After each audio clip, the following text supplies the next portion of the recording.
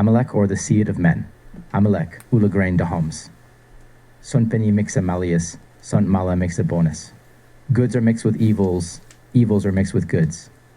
Anno 1753, by Charles-François Tiphaigne de la Roche.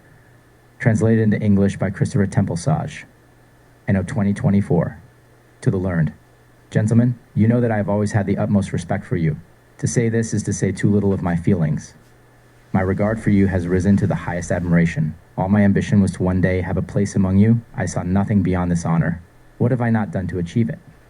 How many days buried in the shadows of the cabinet? How many nights spent by the light of a lamp? How many volumes browsed? How many systems started?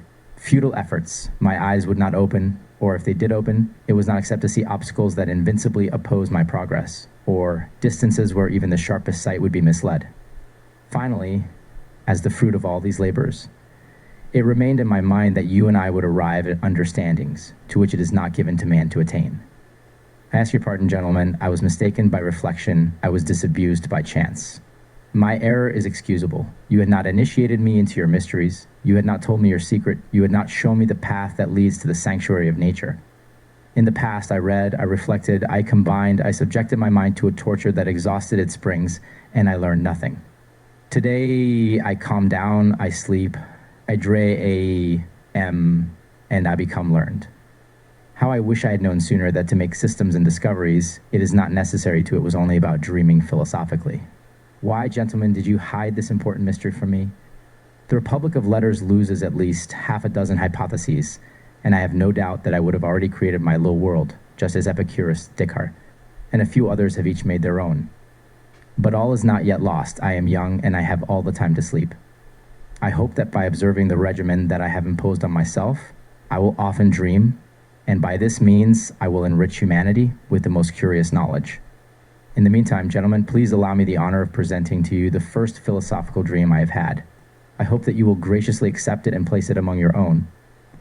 How sweet, how beautiful it is to dream when our dreams can illuminate the universe and immortalize our name. It had been 7 hours that I was locked in my cabinet. I was stubbornly glued to a quite voluminous volume which discussed generation. I perused it with all the eagerness of a man who knows nothing and is eager to learn. What remained for me from this study? What remains from all those of this kind? Doubts. Disheartened by this arduous exercise, as ignorant as I was before, I threw the volume aside, and there I was, railing against everything called physician, naturalist, doctor, philosopher, etc. "Oh man," I exclaimed, "how flawed is your reason, how inactive your penetration, how limited your knowledge. You enter life through an obscure path, and you leave it only to plunge into an even deeper night. You find yourself on earth without knowing how you were placed there. You remain without knowing when you will leave. You leave without knowing where you are going. Within yourself, you know nothing, and outside yourself, you know no more. Yet sometimes you rise among us like a pedant among a group of children. Let everyone be silent, you say. And listen to me. I will grasp the chain of beings and traverse it from one end to the other. I will unveil nature and show you what the fabric of plants, animals, men, and the entire world is like. Well, speak, we are listening. But hardly have you taken a step, you find yourself surrounded by darkness. You set yourself up as a guide, and you lose your way repeatedly, and you claim to show us the truth. Yet you show us only chimeras. The gate was open, the field was vast. I would undoubtedly have carried these reflections far. But in the midst of my philosophical outburst, a feeling of weariness spread quickly over all parts of my body. My weakened eyelids closed. My heavy head fell onto a stack of folio volumes that was beside me. I fell asleep. I did more. I dreamed.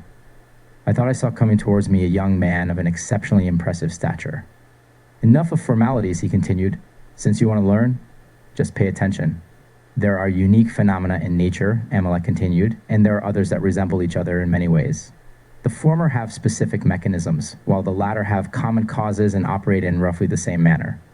Of all beings that exist, only man reflects, reasons, and acts accordingly.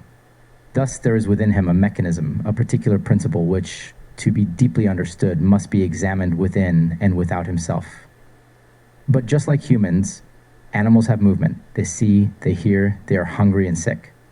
Here are as many phenomena that are similar in humans and animals. Therefore, the cause is general, the common mechanism. Whoever understands it in one will understand it in the other. Moreover, like humans and animals, plants are born, live, die.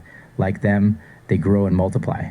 All this is common to both. All this must therefore follow certain general rules, whose variations are not an object.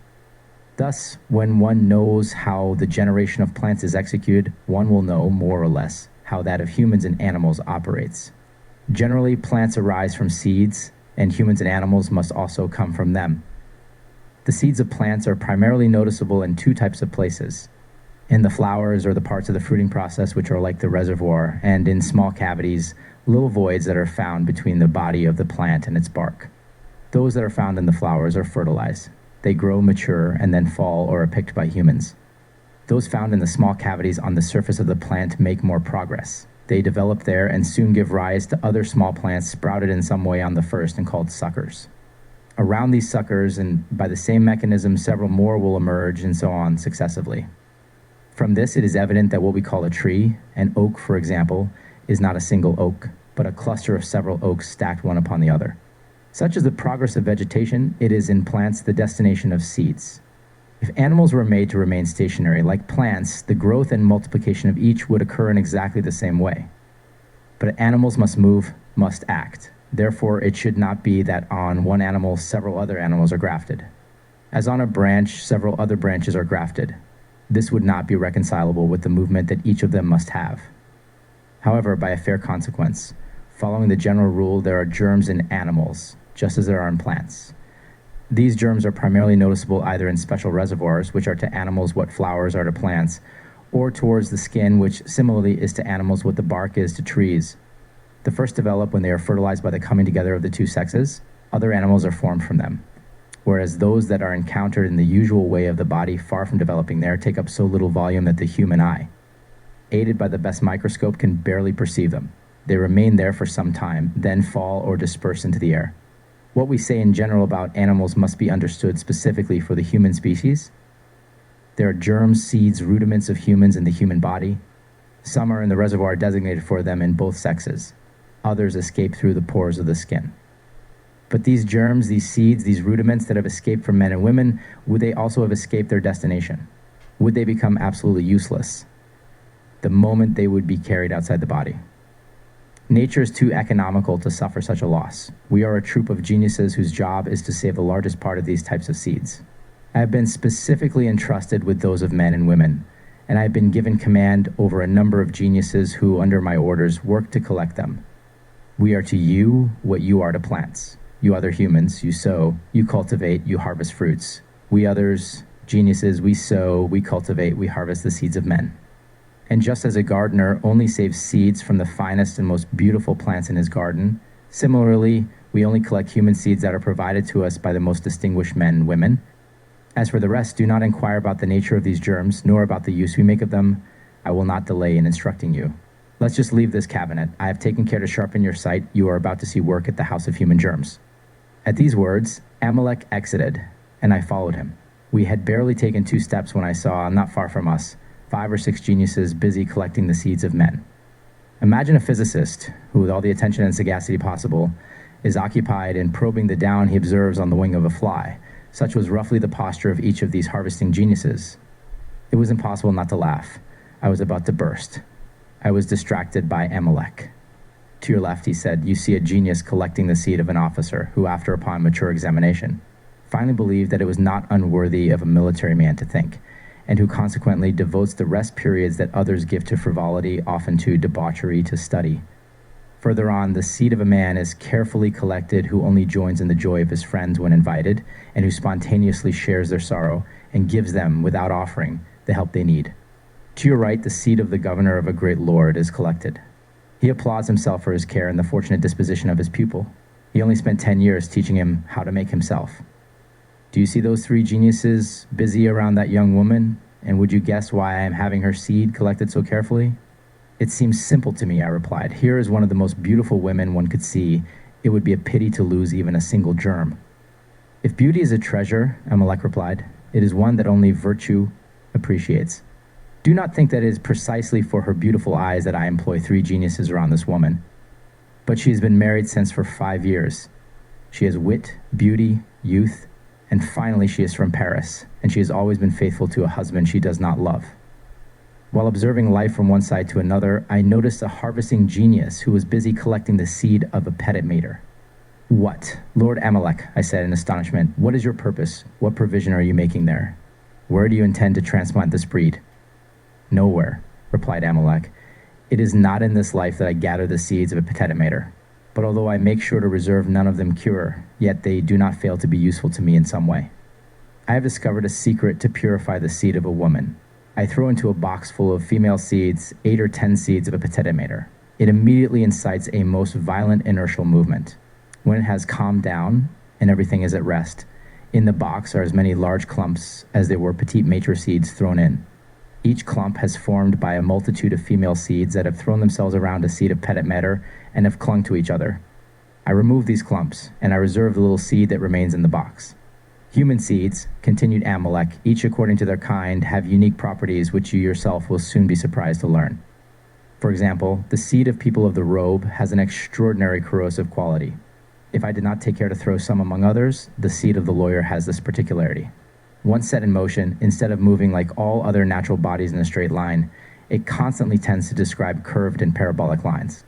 For a long time, I had observed that the seed of the surgeon, when presented with that of the doctor, would engage in a most violent effervescence. Also, as a result of this collision, following the rules of the art, an amphibious seed has emerged, which, as you know, is part of both the doctor and the surgeon learned surgeons. But which is worse than both? If I were to detail all the properties of human seeds, I would never finish. I want to show you my storehouse. Let's go, and along the way, I will teach you about my mission, my work, and the use I make of the seed of men." As he finished these words, Amilec launched lightly into the air. I felt myself, not without astonishment, transported alongside him. We did not walk. We flew towards the warehouse. "Would you believe it?" Amilec continued. "This countless multitude of whirlwinds of suns, of Earth's inhabitable realms, which make up this vast universe. All of this, you will never believe it, was once contained in a seed whose size was barely that of a pea. The development has occurred gradually, but it is not yet complete. There are indeed worlds that can be compared to young planets that are just beginning, so to speak, to germinate. These clusters of stars, these whitish patches that you, the inhabitants of Earth, see in the vault of the heavens and which you call the Milky Ways, are nothing but bundles of small worlds, which have not yet emerged from their shells for 60 or 80 centuries. They seem very close to each other, and indeed they are, because they have not yet undergone much growth, and consequently they occupy relatively little space. Moreover, our world in particular, our vortex, although fully developed, has not yet reached its ultimate perfection. The planets are, as everyone knows, as many habitable lands, but they need a certain degree of maturity before they can be populated, and not all have yet reached these degrees. These different Earths are like so many large apples which, although plucked from the same tree, do not ripen all at once. Mercury, being closest to the sun, ripened first, then Venus, and then Earth. As soon as Mercury was ripe, I was sent there with the primordial seeds of men. Having reached this planet, I sowed, I cultivated, I collected new seeds of men. Then I moved on to Venus, after I had learned through some couriers whom I had sent to survey the country that its maturity was perfect. I sowed anew. I populated this planet. I made a new provision of seeds. Finally, I left Venus about 7,000 to 8,000 years ago, and I arrived on Earth, where I have continued to sow and harvest. Now I am on the verge of departing for Mars, whose wild maturity proceeds. From there, I will establish myself on Jupiter. Finally, I will end my career on Saturn, which, more than 12,000 years from now, will not be ready to be inhabited. Yes, I estimate that at least it will need that much time to ripen, because, as you know, it is extremely far from the sun. For those small lands that orbit others, which you call moons or satellites, I do not bother to go there myself to populate them. I send my lieutenants. About 500 years ago, I sent the genius Samar to your moon with a good supply of human seeds. I have no doubt that today the multiplication of the species there is on a good footing. I am surprised not to receive news. I would have updates from day to day. As Amilec spoke, we were crossing the skies with extreme speed.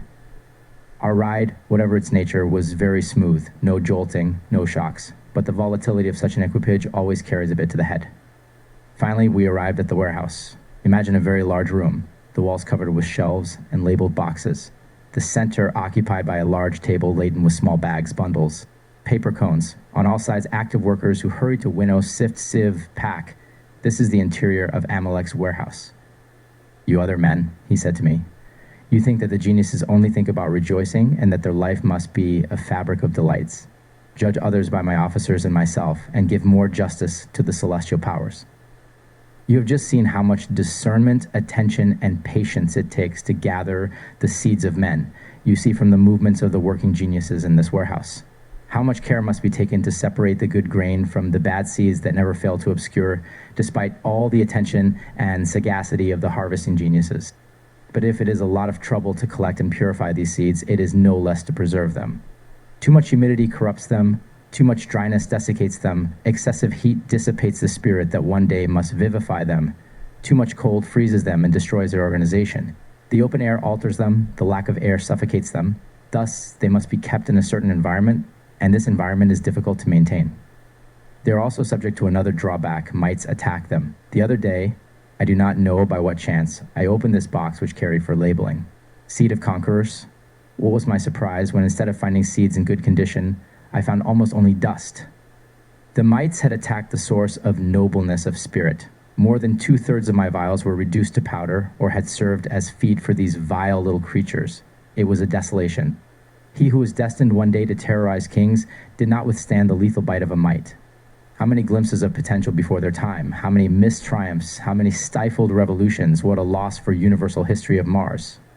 The greatest events that were to follow on this planet were linked one to another by ties where a seed of a conqueror was the knot. A mite gnawed at this knot, and at that moment, the entire setup collapsed. Everything disappeared. Which do you prefer to do, laugh or cry at the enormous triviality to which the greatest things are reduced when they are compared to their origin?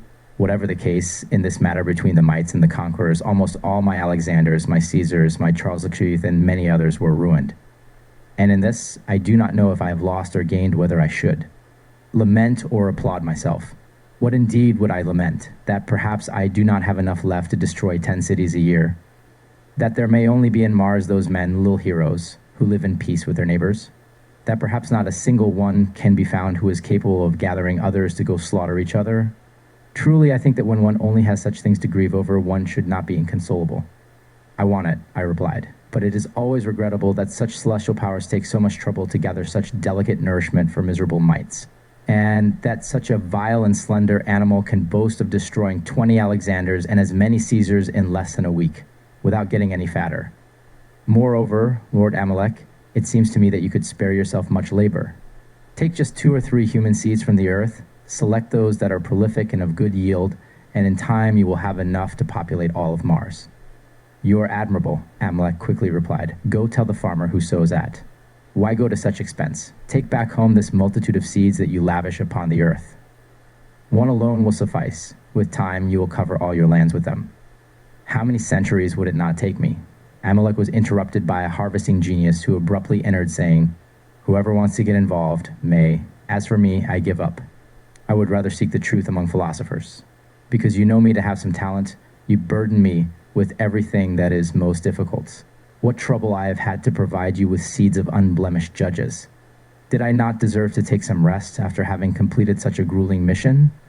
On the contrary, now I must find you seeds of ecclesiastics, which are of good quality. Where do you expect me to find them? There are none left, or if there are, they are mixed up with a prodigious multitude of false seeds, from which they cannot be distinguished. You think you are picking a good seed of ecclesiastic, and you find your hands full of monk seeds. You should have given me this commission was given 10 or 12 centuries ago. I would have provided you abundantly. But at that time you did not imagine running out, and you amused yourself by collecting seeds of some modest girls, some virtuous women, some chaste widows. You never thought you could ever have enough. However, the time for harvesting ecclesiastical seeds has passed. You have thought about it since, but it was too late." After having thus spoken, the ecclesiastical harvester presented Amilec with a very small box. That which was only half full was all the fruit of the harvest. Amilec received it and said, "Go, make haste, and do not lose heart. If you search well, you will still find those men full of God, those scholars who are always in debates of their own reason, those rich prelates who receive only to give, those zealous pastors whom softness does not lull amidst their flock. The seeds of the apostles are not yet exhausted. You will find few, but you will still find some." Having thus dismissed the grumbling genius, Amilec threw the seeds, which was only half full, was all the fruit of the harvest, Amilec received it and said, "Go, make haste, and do not lose heart. If you search well, you will still find those men full of God, those scholars who are always in debates of their own reason, those rich prelates who receive only to give, those zealous pastors whom softness does not lull amidst their flock. The seeds of the apostles are not yet exhausted. You will find few, but you will still find some." Having thus dismissed the grumbling genius, Amilec threw the seeds, ecclesiastical seeds that he had just received in a sieve that keeps the good and discards the bad. He shook the sieve, and at the same time I saw more than half of the seeds contained therein fall. These were of different colors. They were black, white, gray, and multicolored ones. Amilec continued to sieve until it finally appeared like a hail of heterogeneous molecules which repelled one another, seemingly showing the mutual aversion and disdain that would one day animate them. Amilec threw to the wind all that the sieve had rejected, and kept the rest in reserve. As soon as the ecclesiastical seeds were packaged, another harvesting genius entered. This one looked extremely weary. He was bent under the weight of an enormous sack, precisely filled. "What kind of man proliferates so extraordinarily?" I asked Amilec. "This sack," he replied, "is filled with seeds of authors. Do not be surprised by their prodigious quantity. There are few good seeds, many bad. Separating them from each other is one of our most arduous tasks. You are about to witness it." He first had a window open that faced the south and another that answered to the north. Meanwhile, 4 of the most vigorous geniuses there grabbed the bottom of the sack as if they intended to empty it and raised it as high as possible. Then Amilec approached and released the cord that kept the sack closed. The seeds fell tumultuously, and I saw form instantly like a dust storm, which the wind entering through the open window on the south side carried to the north. This cloud carried by the wind, Amilec told me, is composed mostly of seeds of novelists, of failed poets, frivolous differencers, makers of those little pieces written without thought, published with confidence, and perishing for unknown reasons. The wind, as you see, has carried away almost everything that was contained in the sack. Barely a thousandth part has remained, which, due to its weight, resisted the force of the air. But even from this small remainder, there is still much to be extracted. As he finished these words, he received from the hands of a genius next to him a small ball that seemed to me made of gold. He placed this ball in the middle of the seeds that had remained on the threshing floor, and I saw about half of them quickly move towards the small globe, and the other half move away from it just as quickly. I learned that at the center of this globe there was a seed of wisdom which, by reasons of simplicity and antipathy, had the power to attract the seed of sensible authors and to repel that of those reckless, restless, seductive writers whose dangerous talents to make vice appealing to the weak, to obscure what appeared clear, and to sow seeds of turmoil even in the midst of calm. After the seeds were thus divided, a genius gathered those that had approached the globe, another swept away those that had moved away, a third brought a square box whose lid was a very thin metal blade. "Here," said Amilec, "is the last test where we place the seed of an author. When the box was placed on a table, the few seeds that had survived the previous tests were scattered on the lid. What was my surprise when I saw more than 3/4 of them suddenly disappear. 'There won't be much left,' I said emotionally. 'There will be little left,' Amilec coldly replied, 'but it would be well conducted.' Gathered those that had approached the globe, another swept away those that had moved away, a third brought a square box whose lid was a very thin metal blade. "Here," said Amilec, "is the last test where we place the seed of an author. When the box was placed on a table, the few seeds that had survived the previous tests were scattered on the lid. What was my surprise when I saw more than 3/4 of them suddenly disappear. 'There won't be much left,' I said emotionally. 'There will be little left,' Amilec coldly replied, 'but it will be well conditioned. As we have the task of husking their seeds, how many troubles spared for the studious, how those vast libraries whose extent frightens you would be reduced, how the human sciences would be reduced a little, the poorest memory would not be overloaded.'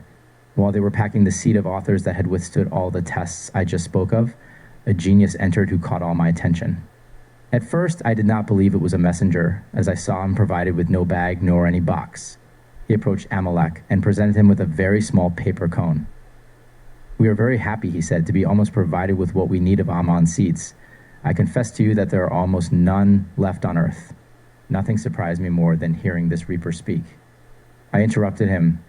'Hey, where do you come from, my good genius? Where have you harvested?' I asked him with a slightly mocking tone, for I was beginning to familiarize myself with the celestial powers. 'I harvested in a country,' he replied in a brusque tone. 'I saw you there, and I did not notice you harvest your seed. At these words, Amilec burst out laughing, his officers imitated him, and I lost my composure. However, this did not stop me from approaching as close as I could to Amilec, and whispering to him, "You have a bad worker here. He comes from the land where love reigns the most sovereignly. As many men as you meet there, they are all lovers. When a genius extends his hand, the seed of lovers falls into it by the thousands. I do not know what your reapers amuse themselves with when they waste their time, but I am very sure that this one has amused himself." "Once again, you have a very bad worker here, not as much as you imagine," replied Amilec. "He has not found in your country as many lovers as you think. It is the place in the world where people speak best of love, and where they love the least. Do you know love? There are two kinds of it. There is one that is eager, sparkling, impetuous, that speaks a lot, and always says more than it feels. It is a fire that resembles a spark. It has its vivacity, its brilliance, and its short duration. There is another that is tender, shy, reserved, less brilliant, but more solid, less talkative, but more sincere, less lively, but more enduring. It is born of nature and not of whim, grows with measure, engages with choice, and once united to its object, nothing can detach it. The first hardly deserves the name of love. It is that of your country. The second is almost unknown there. This genius whom you accuse of laziness has not entered here for more than 50 years. He has spent this time around all the most tender lovers. You see how rare the seed is. He has barely been able to fill this cone. But even with this small number, I have no doubt that I am still obliged to put many aside." While Amilec was speaking, a crystal vase was presented to him, filled with a very clear liquid that emitted one of the most pleasant scents. He opened the cone he held in his hands and poured the seeds of lovers into the vase, which immediately floated to the surface. "This liquid," he continued, "is the probatique water of lovers. Although extremely volatile, it retains its virtue for a very long time, and I renew it only every 3,000 years. To make this one, I took 4 ounces of ethereal matter, from the influence of the planet called Venus, 4 grows, from the sympathetic or perspiring matter of Leander and that of Hero, 1/2 pound of each. I combined the principles of these 3 fluids, and the result was this probatique water. Do you see these seeds falling one after the other to the bottom of the vase? They are the seeds of true lovers. They have a lot in common with the probatique water. They absorb it and then precipitate, similar to tea leaves, which sink to the bottom of the teapot when they have been soaked in the water in which they are infused. The others would remain forever on the surface of the probatique water without soaking it up, without precipitating. In a quarter of an hour, we will remove and discard those that float. There will be more than half. We will dry the others, and we will put them in reserve." I was very surprised by what I heard and what I saw. I would have sworn that my country had supplied 20 stores like that of Amilec with seeds of almonds. I was very much in error. What was happening before my eyes prompted me to make a small calculation, and all combined, I found that out of 1,000 suitors from my dear homeland, there would be approximately 5 or 6 whose seeds could precipitate in the probatique water. The rest would float. While I was doing my calculation, I noticed a genius who was shaking and violently agitating seeds enclosed in a glass jar. I approached him and asked him for what purpose he was shaking them like that. "Sometimes," he replied, "we get seeds with a quality that distinguishes them from others, but they are so exhausted that we reasonably fear they cannot be preserved. To remedy this inconvenience, we amalgamate them, as you see, with the seed of a financier. This one, in truth, lacks distinctive quality, but it is well nourished and overflowing with juice. In the amalgam, the seeds intercommunicate what they lack. The misfortune is that the distinguished seed loses its quality by gaining consistency, and the seed of the financier loses its consistency by gaining quality." Hardly had the genius amalgamator finished when Amilec, who had put his head out the window, suddenly exclaimed, "Finally, we will have news from the moon. I see coming a courier that my Lieutenant Zamar has undoubtedly sent to me." A lightning bolt does not cut through the air with more speed. In an instant, the genius courier was at the feet of Amilec and handed him a letter from Zamar. As soon as the letter was delivered, the geniuses who were then in the warehouse surrounded the courier, and each, interested in the work he had been occupied with, asked him all at once 1,000 questions, each more unusual than the last. What news of the lunar logicians? How difficult it was for me to gather the seed in this country. I found enough subtle logicians. I found almost none who were reasonable. Physics? How is it doing on the moon? It must be a charming country to make systems as far as the eye can see. And the protectors of literary people? The patrons, have they taken well? I have gathered so many seeds on the earth that this species has run out. They were all talking at the same time. No one could be understood. Amilec called them. They approached and formed a circle around him. Then he opened the letter he had just received and read aloud what follows. Zamar to Amilec, Grand Master of the Manufacture of Men. Greetings. Illustrious Amilec, it has been, as you know, 500 years since, by your order, I left Earth to go and populate the moon. The journey was of short duration and most fortunate. I had the seeds of men packed with such care that you had kindly entrusted to me, that along the entire route I did not lose a single one. But what was my astonishment when, upon my arrival on the moon, I found this planet much more densely populated in proportion than the Earth from which I had departed. Surprised by such a singular event, I set about very seriously to discover the cause. After much research, I think I have found it. I am sharing it with you. You have noticed on Earth that the seed of the scatterbrain has little consistency, that it is volatile and lighter than CBJ, equal volume of air. As soon as a seed detaches from the body of a man of this kind, instead of falling to the ground like the others, or remaining suspended at a short distance, it rises into the air, similar to those exhalations that heat volatilizes and carries into the atmosphere. As the seed of the scatterbrained rises, it dries up, and the more it dries, the more its weight decreases, the more it has the tendency to continue rising. Finally, when it reaches the highest region of the air, it enters the subtle matter, where it remains and is carried, sometimes to one side, sometimes to the other, by the different currents of this fluid. Furthermore, illustrious Amilec, that the air surrounding the moon is very thin, very light, very lively, and that it has a lot in common with the seed of the scatterbrained. While rolling around the Earth, the moon encountered along its path some of these seeds scattered here and there in the subtle matter. These seeds, by their analogy with the air of the moon, were fertilized there, united there, accumulated there, and formed different clusters on the surface of this planet. A favorable sunshine for incubation undoubtedly occurred, and here are seeds that open, men who develop, inhabitants who spread everywhere, and the lunar regions that populate. You are too good a physician, illustrious Amilec, not to be satisfied with these reasons. The seeds of men do not appear to be the only ones that reach the moon. There rise all kinds of plants and animals, so that there is nothing on Earth of which one cannot find an image on the moon. All these seeds have been greatly exhausted by the drying they suffered during the journey. Thus, their products have little consistency and last only a short time. The life of men, among others, is very short here. One is in the prime of life at 10 years old, begins to age at 20, and at 31 is at the final stage of decrepitude. But this is not surprising. Nothing, they say, is more common on Earth today than 30-year-old old men. There is more, and this will undoubtedly surprise you, illustrious Amilec. There is in the air of the moon certain contagious particles which, attacking both plants and animals, suffocate in them all prolific virtue. So in this country, plants, animals, men, women, everything is sterile, no being reproduces itself.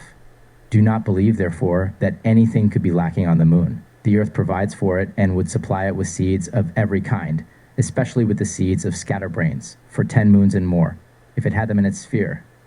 Besides, the children hatch here and there on the surface of the moon, and one goes to fetch them, cherish, and gather them in certain seasons, just as on Earth we go to the fields to seek and pick mushrooms. These found children are distributed to different individuals, to some more, to others less, according to their means and the abundance of the harvest. It is peculiar to see the tender attachment that these heads of families have for children who are not theirs, and who come to them without them knowing from where. But it is an act of providence, of which you have enough examples on Earth. As soon as I believed myself sufficiently instructed on the manner, populated and continued to be populated by the moon, I was curious to know the nature and customs of its inhabitants. With a bit of reflection, I could have guessed it without any further research. These peoples derive their origin from the seeds of scatterbrain, and such an origin must greatly influence them. Moreover, they inhabit a planet that rotates on its axis, which rotates around the Earth, which rotates around the sun. It is not possible that this multiplicity of rotations does not affect the brain. There are no heads that hold. They must turn like everything else, and they do it well. Nothing is less wise than the inhabitants of the moon. They push extravagance to the point of believing that one cannot be happy without being mad, and they regard scatterbrain behavior as the most useful quality a man can have. Consequently, they have established schools of madness or scatterbrain behavior on the moon, where one benefits greatly, just as schools of philosophy and wisdom have been established on Earth, where one hardly benefits at all. Where you are, illustrious Amilec, the human mind is considered too limited, and efforts are made to expand it. Here it is considered too expansive, and efforts are made to narrow it. The inhabitants of the Earth complain and say, the greatest genius has only a small sphere. If he confines himself to it, he remains in ignorance. If he leaves it, he goes to extremes. The Lunarians also complain and say, the most brilliant mind is still too penetrating. It sees too many things, which distracts and worries it. We are not made to know. We are made to enjoy. On earth, people are exhorted to men to despise everything and to take no pleasure in what surrounds them. On the moon, they are exhorted to value everything and to amuse themselves with everything. But exhorting is in vain is found nowhere, because we are not mad enough. We are very mad, but there remains still a bit of reflection, and a bit of reflection is good only for tormenting oneself. To be happy, one needs a lot of it, or none at all. However, the Lunarians pursue happiness as much as the inhabitants of the earth, but by different routes.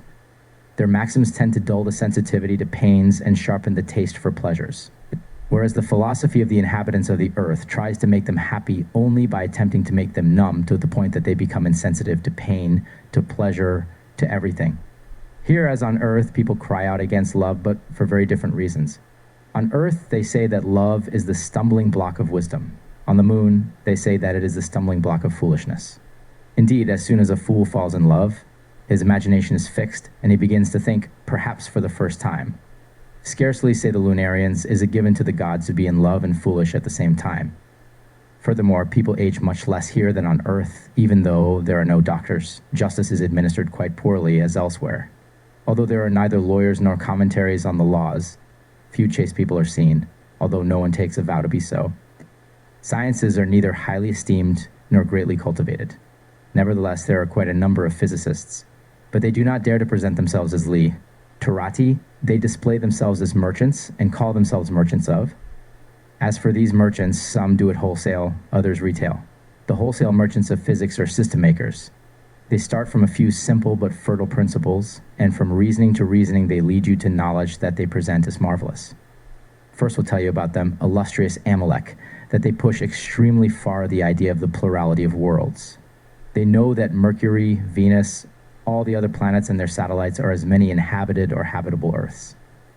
They also know that each, D, a fixed star is a sun that illuminates its Earths as ours illuminates its own. But besides that, they claim that each water globule, having, as no one doubts, a vortex motion, must be a small world, at the center of which there is a very small sun, which illuminates even smaller Earths, placed at its circumference, so that when a lunar philosopher swallows a glass of water, he sees himself as a monstrous animal that engulfs a prodigious multitude of suns. Earths, moons, worlds.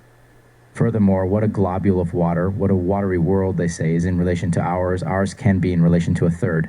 It may be that our sun, our fixed stars, our vortices all together are but a drop of liquor, which some enormous animal, inhabitant of a planet much more immense than we can imagine, might swallow perhaps on the first day. The detailed merchants of physics leave, as they say, the trunk of the tree to attach themselves to the branches. They neglect the general and give, DH, all their attention to particularities. A stone, a salt, an insect, a nothing is enough to occupy them for their entire life. Give one of them a gnat and a microscope, there's my man scrutinizing, describing, making numerous observations. 3 volumes will soon be the result of his work. The first will deal with the head of the gnat, the second with the body, the third with the legs and wings. He might even, to leave nothing to be desired by the public, provide a supplement where he will discuss at length the way to distinguish the male from the female. In a few words, here is the history of lunar physics. They began with reasoning, and they did not find it to be very successful. Then they moved on to conducting experiments, and they did not find that any better. Some tried to reason and conduct experiments at the same time, but they were soon disheartened by the slow progress of their success.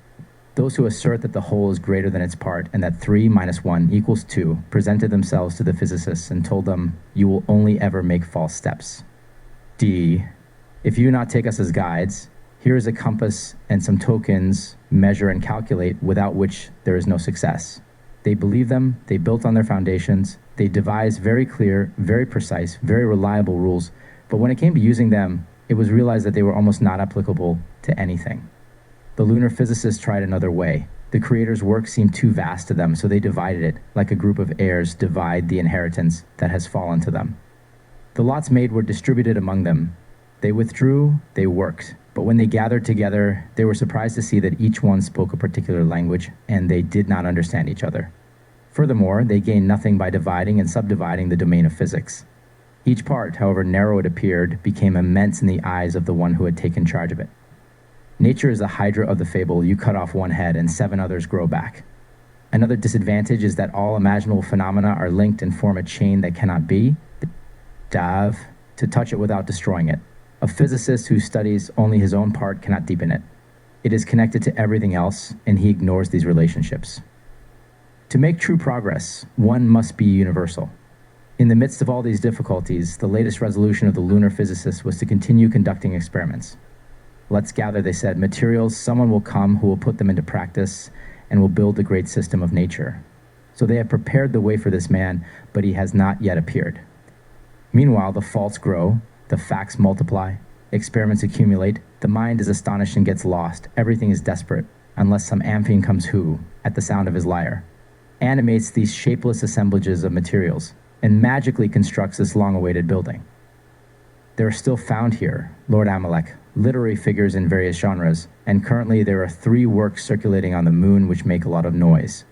The first is titled The Theater of Human Life, or Collection of Nothings. The work is by a facetious author who, DV, decomposes while laughing at the things of which men have the highest opinion and reduces them to nothing. As soon as this book saw the light of day, it appeared suspicious and was placed on the index. The most renowned fools were assembled, which is like saying on earth the most famous philosophers. The work was examined thoughtlessly and judged in the same way. The author was imprisoned, and the book was condemned as pernicious, diametrically opposed to sound doctrine, and totally contrary to the good of humanity. The censorship carries at the top these beautiful maxims. We know enough the decay of what is best established, the smallness of, the greatest men, the nothingness of all things. These kinds of reflections that arise within us despite ourselves only make us too disgusted with life. To provide ourselves with new ones is to complete our destruction. It is to break the weak ties that bind us to society. It is to debase in our eyes our friends, our wives, our children, our fellow citizens, the whole world. It is to make us unbearable to ourselves. Happy is he who sees only the good in things. He experiences the sweetness of attaching himself to men without their wickedness. DVJ. Frightens him. He adores in his wife a virtue whose fragility does not worry him. He enjoys goods without their lack of solidity disgusting him, etc. The second of the lunar works currently making the most noise is the Great Universal Dictionary, where one learns to speak about everything and reason about nothing. A very useful work for the lazy, and which no half-scholar can do without. The third is entitled A Glance at the Universe and Everything It Contains, where the imbecility of nature is demonstrated by its oddity, its defectiveness, the daring, and the lack of consistency of his works, by Adaman, merchant of physics in bulk and retail. This Adaman is a famous man on the moon. He has a cabinet of natural curiosities where 1,000 singular things are found, among others. The body of a man who failed and was petrified since the origin of the atoms competition. A fairly significant fragment of thinking matter, a small cage made with cervical fibers, where 12.5 innate ideas are enclosed.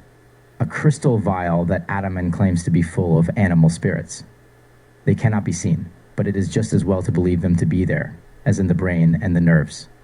7 pints of monads measured in Germany, a splash from the sun which spurted out when a comet clumsily crashed onto this star. 5 masks made of plastic natures. A very pointed iron rod which is used against storms and preserves from thunder. The precious balm. It is an extraordinary liquor, very subtle, although very fixed. It is claimed that it has an analogy with the soul by its subtlety, and with the body by its fixity, and that it can, by serving as a link between the two, prevent their disunion, that is to say, render man immortal. A very pretty and very rich little box which contains the principles of the 3 kingdoms and the philosopher's stone. This box is only visible from a distance.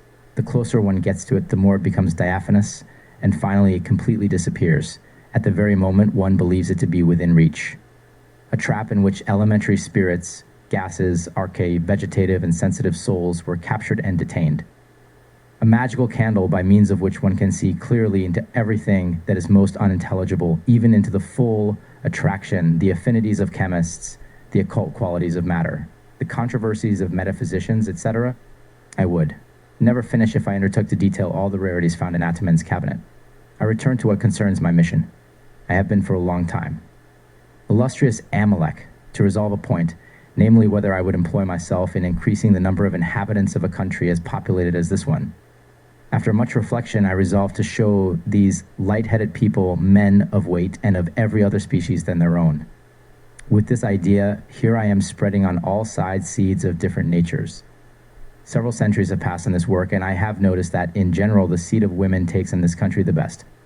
The seed of men does not do so nearly as well, however, including that of most of the poets.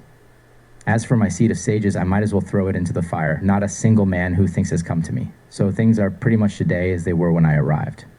From everything I have just told you, illustrious Amilec, you can see that my presence is not very necessary on the moon.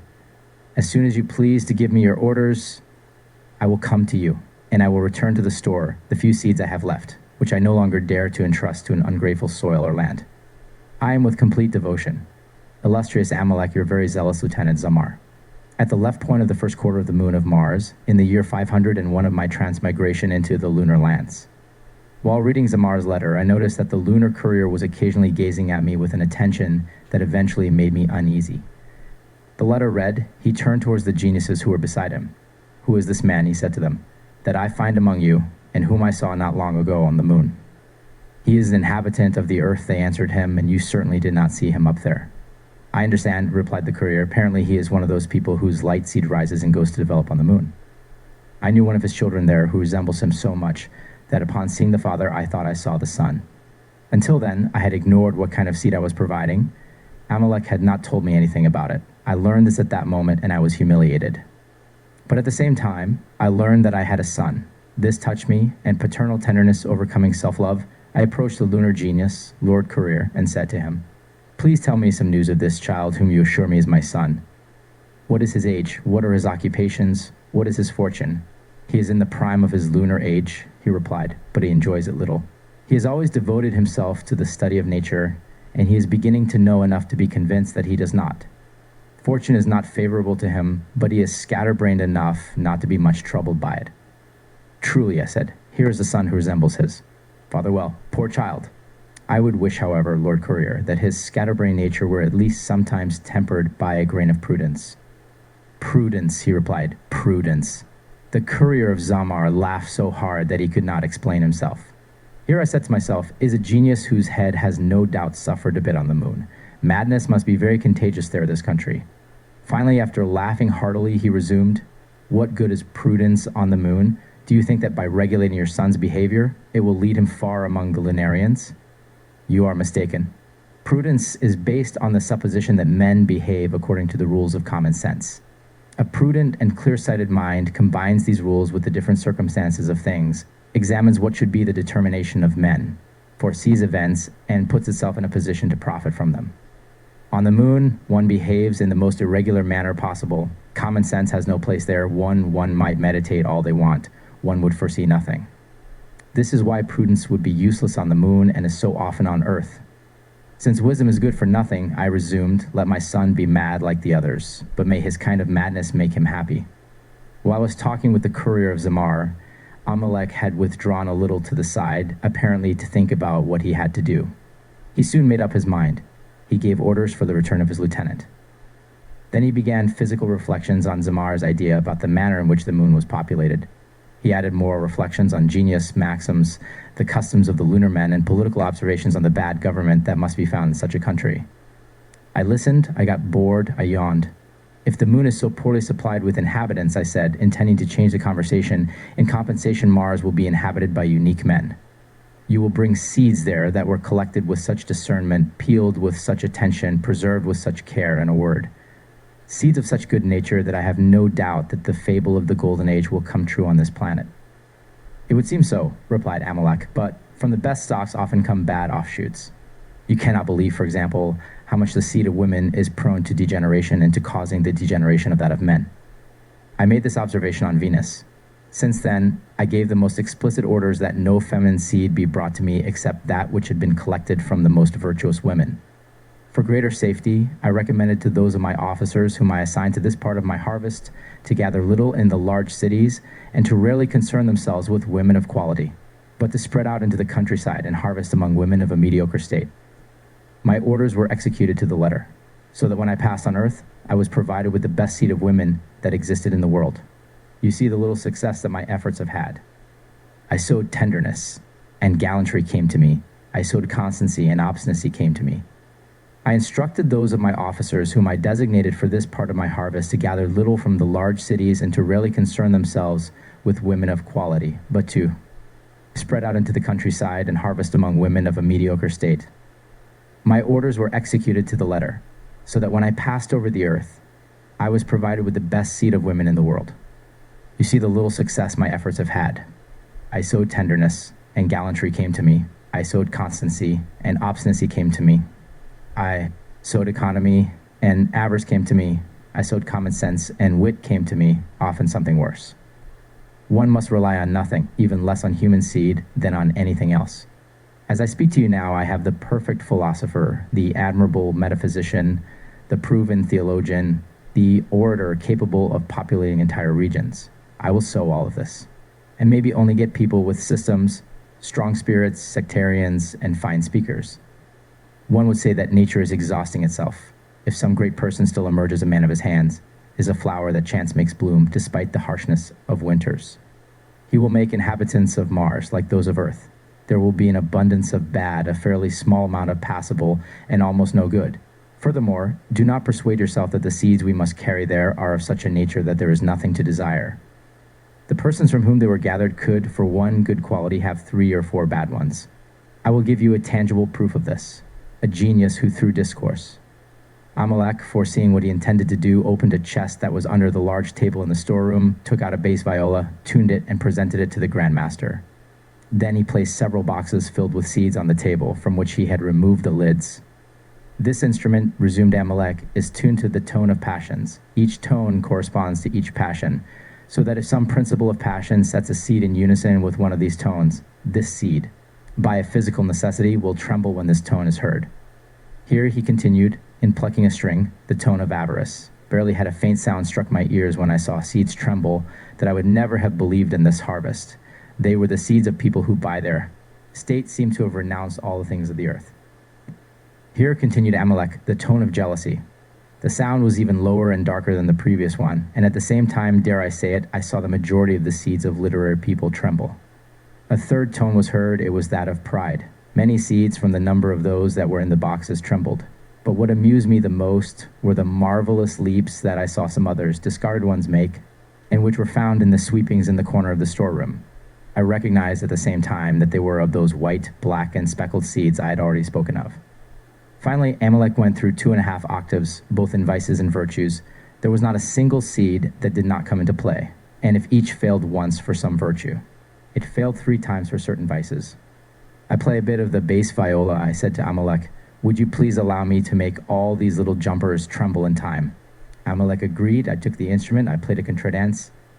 The bass was always tuned to the tone of passion, so that as I went through the different tones of the tune I was playing, different seeds entered into dance and bounced, each class in turn, all in measure and without confusion. Thus I gave a ball to the future inhabitants of Mars. Kings and shepherds, philosophers and ignorant, great and small, everything danced, everything fluttered, it was a marvel. This spectacle delighted me immensely, and I cannot tell you with what pleasure I saw that with a stroke of the bow, I set entire nations in motion. However, Amilec, who saw all this as I did, saw something more. You have before your eyes, he told me, an image of human society. The harmony of the tune you play is sustained by the relationships between the tones that compose it. Similarly, society, represented by the methodical dance of the seeds, is sustained by the different passions that agitate the seed of men. I handed the bass viol to a genius who was beside me. The boxes were closed and put back in their place. I got up, took a tour of the storeroom, and casting my eyes this way and that, I considered the provisions of the Grand Master of the manufacture of men. So here, I said to myself, is the result of all the generations that have preceded us. Here is the principle of all the peoples destined to inhabit the new worlds. Precious deposit of nature, I have the advantage of contemplating you.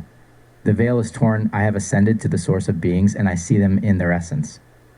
Past generations you have ended with little effect. Future races, you will draw your origin from a light principle. Microcosm, summary of the wonders of the universe. Oh man, how small you are in my eyes.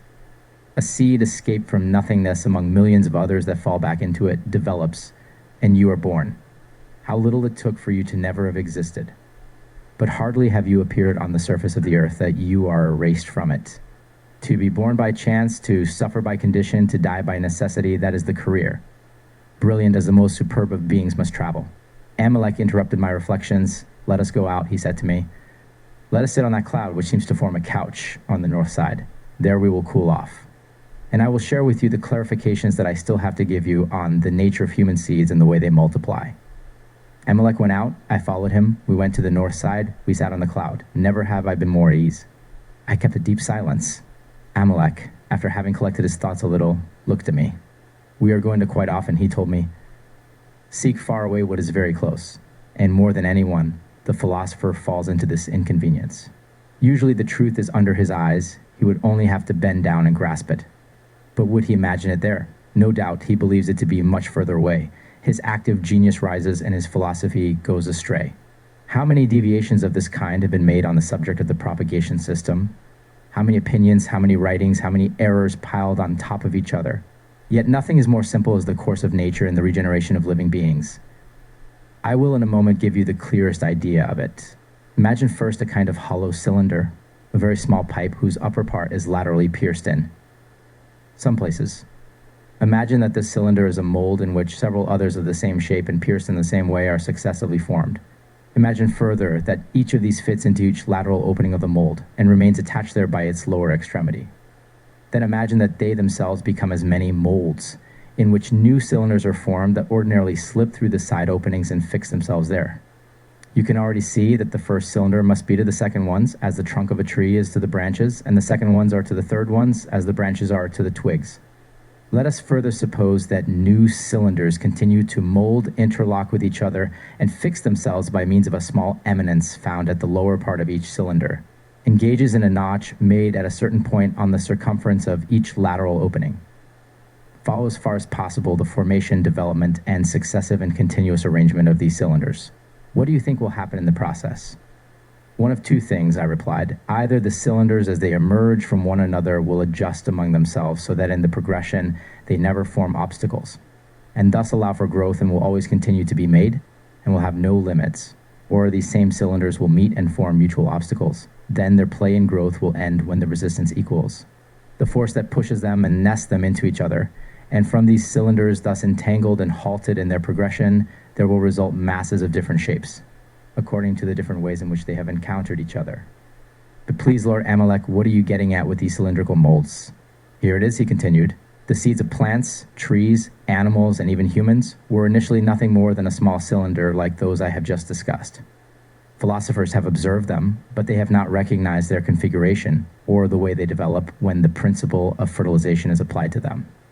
You already have an idea of both. At times, these cylinders have been considered the rudiments of plants and animals, at other times as worms. And most recently, they have been regarded as organic molecules. But in truth, they are only vegetable tubules, and this is the only name I will give them henceforth, whether we consider them plants or animals. The vegetable tubules mainly differ by their shape, the number of lateral openings, and the proportional distances that exist between these openings. This shape, these openings, these proportional distances are so arranged in the plant tubules that no obstacle presents itself anywhere. Obstacle capable of preventing continuous development and growth. If no internal corruption occurs, a seed placed anywhere on your globe could develop, rise, spread, and ultimately form a tree capable of shading half the earth. But this does not happen, because while new tubules are forming and arranging themselves, the original tubules age, spoil, and become corrupt. The transport of fluids is intercepted, and the tree perishes. It barely has time to grow languidly, ultimately some branches. If the new products of vegetation were separated from the old ones, and if the former were provided with suitable sap, growth would continue and would provide new trees, which themselves in the same way could produce a multitude of others, and so on indefinitely. This is what happens with grafts, graftings, cuttings, etc. It is not the same with the vegetable tubules of animals. Their shape, the lateral openings, the proportional distances are so arranged that in the progress of the development, the products form mutual obstacles, which increasing more and more, eventually limit growth. A proof of this is that if these obstacles cease in any part, as happens in wounds, the activity of the tubules is restored, growth resumes, and the flesh regenerates, and all this ends when the wound dries up, that is, when the tubules draw closer and oppose their reciprocal progress. But if an entire limb, for example a hand, is cut off from a person, new flesh will grow, but a new hand will not be regenerated. This is because the vegetable tubules, without support, fall upon each other and thereby form irregular obstacles, would give rise to the generation of a similarly irregular and shapeless fleshy mass. Conversely, if these tubules were supported by some cause and maintained a regular order in their progression, the part would regenerate completely, by the same causes and in the same way as it was originally formed in the first configuration, which happens in many animals. For example, if a crayfish is deprived of one of its legs, it will soon regenerate another. The shell that this animal wears maintains order among the vegetable tubules and prevents them from collapsing. Moreover, if in such a circumstance the truncated part, the crayfish's leg, for example, retains the principle of life, it would supply itself, and for the same reason, everything it lacks to become a complete animal. The regeneration of polyps being cut is a clear proof of what I claim. I hear you, I replied. It was recently noted that in a polyp, the brain and heart extend throughout the length of the body of this animal. If you cut the polyp in two, each part containing part of the heart and brain retains the principle of life. Water maintains the vegetable tubules in a regular order. Therefore, each of these parts must complete itself. The polyp regenerates. Instead of one, there are two. Although the vegetable tubules of the plants or strained Amilec never created obstacles capable of stopping the progress of vegetation and growth, they would still be significant enough to compel each other to extend to the right or left, to move up or down, in a word, to arrange themselves in such a way that a certain form results in the plant and each of its parts. The same thing happens in the vegetable tubules of animals, but the obstacles see further. They go as far as to put limits on the growth of tubules, such that the number and positioning of their lateral openings vary the obstacles. The obstacles vary the forms. What a source of varieties! Let us follow them from degree to degree, starting with the main ones and deducing our ideas with as much method as possible. Firstly, the vegetable tubules are similar enough to each produce a living being, but they differ enough to produce some plants, others animals. Secondly, the tubules, each of which must give life to a being. Vegetable tubules are similar enough to produce all plants. However, they differ enough to produce some plants of a certain family, others plants of another type. Thirdly, the tubules, each of which must give life to an animal, are similar enough to produce all animals, but they differ enough to produce some animals of one species, others animals of another type. Finally, among the tubules of animals, those that provide the same species can still differ enough to cause slight variations in their products. Hence, in humans, for example, the diversity of heights, features, faces, temperaments, inclinations, etc. It appears, I continued, from some other slight difference that still exists between the vegetable tubules of each species of animal, that the differences in species and sexes arise. Without doubt, Amilec replied, and you will notice in this respect that the male individual alone provides male tubules, or male seeds, and that the individual, the female alone, provides the female tubules. But neither these nor the other germs will ever develop unless there has been a communication of the two genders, whatever nature it may be. The reason for this is clear, but to present it in a clearer light, I will go back to things from further away. Amilec was interrupted by 3 or 4 geniuses who had come towards him with much eagerness.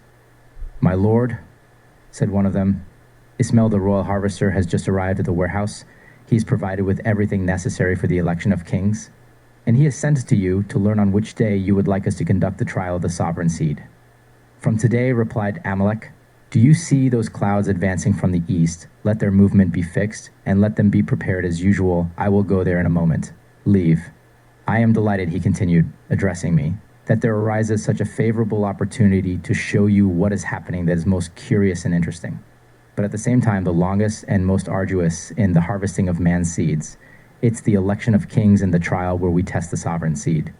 The geniuses whom Amilec had just dismissed did not delay in carrying out his orders. Soon all those who were in the warehouse went to the clouds, stopped their course, and set to work. The distance was great. I could not make out what was happening, but I have never seen work done with such activity. Some were rolling up heaps of clouds with their arms, which seemed to me as large as small hills. Others appeared to be busy flattening them. I saw all sorts of things emerge suddenly from the bosom of a partly open cloud, and would plunge back into it immediately. Some were going back and forth with a speed I cannot describe to you. Everything was in motion. And as the news had spread that they were going to proceed with the election of kings, there arrived in groups from all parts of the world, a prodigious number of geniuses whom their duties summoned or curiosity drew. Bees do not gather in such large numbers to take refuge in their hives when an overcast sky heralds impending rain. However, Amilec resumed his discourse. "In the progress of vegetation," he said, "there are tubules that detach from the others and are carried by the flow of fluid circulating in all organized bodies. There, through repeated pressures, excessive frictions, and continuous washings, they are thinned, softened, perfected, and then stored in special reservoirs to give rise to new germs and to serve one day new vegetations. If observers have noticed moving particles in such a large number of different materials, they have observed them in infusions of plants, leaves, flowers, seeds, as well as in those of animal materials. It is because these different bodies are composed of tubules, a part of which has passed into the liquid of the infusion. They have seen them in the feminine humor of females, as well as in that of males. The female provides tubules of her kind, just as the male provides of his own. They have found them in the chyle, as well as in seed. The chyle is nothing but debris from plants and animals.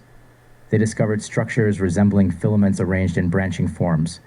Entire branches of tubules had detached from the plant or animal, still interlocked with each other. They observed that these branches later produced a multitude of small moving bodies. These branches decomposed, and the tubules separated and scattered before their eyes. Can one have seen all this and not have recognized the plant tubules? But a single tubule is not enough to initiate vegetation. It requires a suitable material that can be cast into a mold and form new structures. Plants receive this material from the soil, and the juices it provides, being too crude by themselves, must be prepared through a type of fermentation that should not be confused with those of chemists. They undergo this process in the presence of a certain prolific leaven contained in the plant tubules. Many reasons prove the existence of these leavens. A single one can convince us. The flavors, odors, emanations, and principles extracted from plants grown in the same soil reveal their differences, indicating that each type of plant has undergone a specific process that has diversified the juices that have been absorbed, and it is inconceivable that this process could have occurred by any means other than through a principle, a ferment, a leaven particular to each plant, which varies as the plants themselves do. Let us consider this ferment in any given plant. The germ was initially provided with it, but as vegetation progresses, as it spreads throughout the bean and the plant, it changes nature and varies in shades as the amount of juices increases and as the tubules multiply. Hence, the elaboration also varies in the different parts of the plant, each providing its own flavors, odors, and distinct principles. From this, it is easy to understand how the prolific leaven of the germ, altering from tubule to tubule, is no longer recognizable in those that follow long progression and from a complete vegetation, detached from others to form new germs. However, it is necessary that there be one of exactly the same nature among them, otherwise their future productions could not be exactly similar to the mother plant. Thus, while on one side nature prepares the tubules that must become germs, on the other side it must prepare a new prolific leaven. This is what it does through the means of heat, constant movement, and the filtration of certain liquids, of their stays in certain organs. Thus, in the rudiments of each bud, there is always a particular channel that provides the vegetative principle to the germ that develops there, and gives birth to the new plant or shoot. But here the issue is only the leaven that the seeds must be provided with, the vegetable tubules being sufficiently processed and the ferment being fully prepared. All that remains is to unite one with the other, and this is what happens in fertilization. But a favorable place is needed, and this place, from whatever its nature, we will generally call it matrix. Tubule, leaven, matrix, three things necessary for the great work of propagation. Nature plays as usual in their distribution. Sometimes it brings them closer together, like in the tulip. The column that rises in the middle of this flower contains both the tubules and the matrices. The filaments that surround this column are the filters that have prepared the prolific leaven. When the time comes, the filaments disperse their leaven in the form of dust. The vegetative principle inserts itself into the column. The tubules are penetrated. Fertilization conforms. Sometimes nature is placed on the same individual, but on different flowers, the instruments of fructification, like in melon and its family. Other times she has placed them on different individuals, like in hemp, in which case there is a male plant and a female. Everything we have just discussed about plants also applies to animals. For their generation to occur, there must be tubules, leavens, matrices, and all these things are distributed in the animal kingdom with as much variety as in the plant kingdom. Sometimes this apparatus is found in the same individual, and the arrangement is such that the act of fertilization N occur. At that time, this animal has the advantage of reproducing itself alone, such as the aphid and iti. Sometimes these instruments are found on the same individual but out of reach to act on each other. This animal needs to communicate with another just like it. Each of them gives and receives, fertilizes, and is fertilized, such as tea. These types of animals and the preceding ones have no sex. They are neither male nor female. or rather they are both. Ordinarily, nature has transported the materials of generation, and this happens in all species that have two sexes. The male provides male tubules, but the leaven that must fertilize them is found only in the female. Conversely, the female provides the female tubules, but the leaven that must vivify them is contained in the male. As for the matrix, whatever its nature, it is never found except in the female. Hence, fertilization can only occur through the proximity of both sexes, and the female always remains the keeper of the germs. From this, you can see that a man is the father of his daughter only insofar as he has communicated to her the principle of vegetative movement. A female is only the mother of her son insofar as she has transmitted to him the same principle. But a son is a true production of his father, a daughter is a true production of her mother, just as a tree branch is a true production of the trunk. Are your eyes open? Continued Amilec. Do you recognize nature? Do you admire this noble simplicity, this boundless variety, these immense riches? Is there a simpler device that announces less than that of the vegetable tubules? Is there one from which greater things result? They move, advance, meet, stop, the hand of nature guides them, and from this process come these vessels distributed with such beautiful economy. These viscera crafted with so much intelligence, these muscles whose function astonishes and escapes the penetration of the physician. It is they who, arranged according to a strongly defined plan, bestow majesty upon man, and by yielding and bending gently, form the graces and beauty of woman. The lion owes them its strength, the deer its lightness, and they equally compose the rings of the insect that crawls on the earth, and the wing of the gnat that rises into the air. Who could follow their subtly nuanced differences, almost imperceptible, and the variations they effect in living beings, to take them from the lemon to the elephant, from the humblest fly to the loftiest oak? Who will dare to number these instruments of propagation and calculate the treasures of nature? A plant, a tree, an animal, a man is nothing but an immense mass of tubules, each capable of reproducing a complete plant or animal. O simplicity, O variety, O richness of nature, O eternal wisdom of the Creator. I conclude this brief clarification should suffice. I have drawn the truth from the cloud that envelops it. See, I have laid it before your eyes. You can contemplate it at your leisure. Meditate, examine, delve deeper, and if any doubts arise, share them with me and I will clarify them. Let's go. Everything must be ready for the election of the kings. No doubt they are just waiting for us. We set off and soon arrived. The geniuses had constructed with the clouds assigned to them, a kind of amphitheater. The air there was very smooth, very vast, and circular in shape. All around it ended with large clouds that formed like a chain of hills. Groups had been arranged here and there consisting of an innumerable multitude of geniuses of every kind. Never was a sight more splendid. I thought I saw the heavens open and all the gods of antiquity assembled.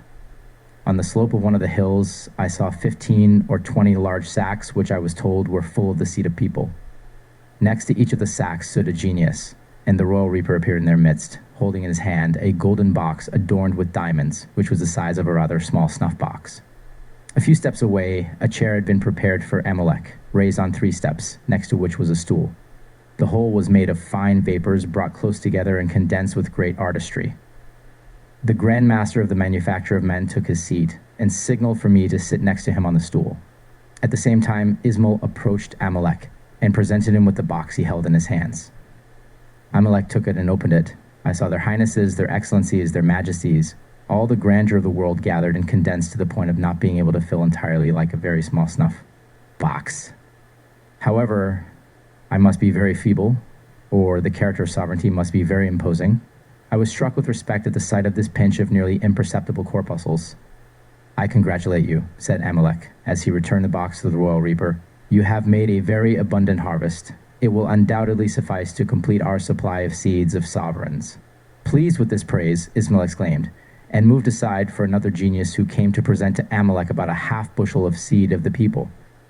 Amilec kept it. The people are always the people, he said. They sometimes change for the worse, but never for the better. Take a look at that heap of seeds, he continued, addressing me. You could see a spectacle as varied as if you were seeing an entire nation at a glance. Do you discern the seed of incredulity which has no marked color, no distinct shape, no fixed weight? It is only susceptible to one kind of movement, that is variation. It aims at nothing, comes from nothing, leads to nothing. Did you notice the jolt? Do you listen? It was caused by a seed of fanaticism. This type of seed is always in a violent state, constantly undergoing rapid successive movements of contraction and expansion. Sometimes it goes to the point of becoming electrified. and then the shock spreads around to all the same seeds within its reach. Do you see the religious seed whose envelope is smooth, soft, and polished? Its exterior appears peaceful, but internally it contains a fire principle that silently undermines it, so that after some time, it is found consumed from within and beyond the ability to reproduce. And the seed of changing color, can you guess what it is? They are the seeds of flirts. These have vivid colors and seem to sparkle. They come to us from the theaters. Those have softer colors and a less lively air. They have been harvested from flirts who reserve themselves to play the part of profound sentiments. Both types grow plump in proportion as the seeds of dupes, which you see beside, lose theirs. You can also see the seed of the ambitious, which rises slowly and falls precipitously. The seed of the proud, which placed under the recipient of the pneumatic machine has the vigor to prevent a vacuum. The seed of hypocrites that shines brightly in broad daylight. That of pious men which only shines in the dark. That of slanderers which is sharp and cutting. That of envious ones that burst by themselves. Here also is the heavy seed of important people, the light seed of courtiers, the precious seed of little abbots. Finally, here are seeds of all kinds. But let's not waste time, added Amilec. We should have already begun testing the seeds of sovereigns.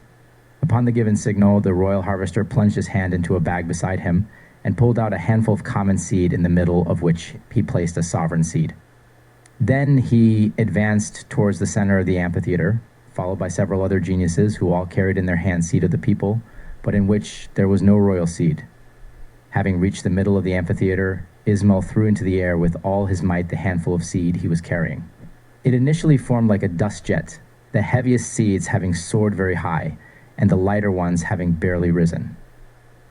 But soon after, the two ends of the stream drew closer, and I saw with surprise that the seeds formed a small whirl, swirling around a common center and thus remained suspended in the air. Thus, one sometimes sees in a quite small space an innumerable multitude atoms, when the rays of the sun illuminate them enough to make them perceptible. Every seed of a sovereign that has not degenerated, Amilec told me, attracts and makes the seed of the people circulate around it. But royal seeds possess more or less of this virtue. Those that are better endowed form more expansive swirls. There are such that carry around them more than 50 handfuls of common seed. We test them in the manner you see when all the swirls are formed. We let them circulate among each other. Sometimes there are those that destroy themselves and disappear, and others that expand and extend, depending on whether the seed whose influence sustains them increases or decreases in virtue. Sometime later, when the balance was well established, we centered in each sphere the seeds of sovereignty that have withstood these trials, and we preserved them with care.